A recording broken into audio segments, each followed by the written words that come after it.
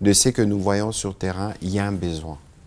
D'abord, il y a un besoin d'apaisement, il y a un besoin de calme, il y a un besoin de cohabitation pacifique, il y a un besoin de discipline.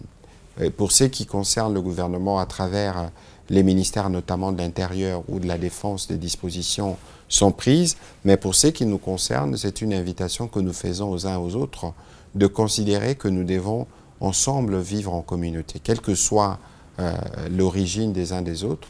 Je dois rappeler que les colonels, Mounia Mouling, ici, il faut que je m'exprime ainsi, était un colonel de FARDC. Et donc, il n'y a pas de besoin qu'autour des obsèques, il y ait des situations de cette nature-là. C'est ici donc l'occasion d'inviter les uns et les autres au calme et à l'apaisement. Mais il ne faut pas oublier aussi que de manière générale, tous ceux qui se présentent aujourd'hui comme les Ouazalendo ne les sont pas forcément.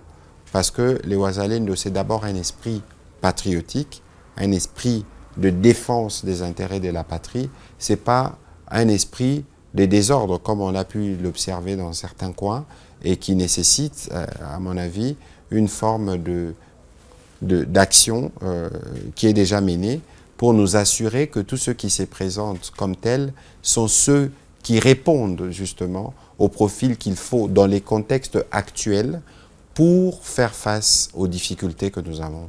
Parce qu'il est hors de question d'alimenter d'une quelconque manière les discours de haine qu'on nous prête par l'attitude des uns des autres. Donc c'est une invitation que nous faisons comme gouvernement à l'apaisement, à la discipline, à l'ordre, pour être sûr que nous gardons la mobilisation nécessaire, l'unité qu'il nous faut pour faire face aux intentions de l'ennemi, qui ne désempile pas. Malgré le fait que nous sommes dans des discussions, vous savez qu'il y a tout ce que nous enregistrons comme information sur le terrain en termes de réarmement des dispositifs. Il est important que pour contenir ces actions de l'ennemi, que nous puissions maintenir notre unité, pas seulement à Ouvira, mais dans toutes les parties du pays qui peuvent être concernées par les actions portées par nos ennemis.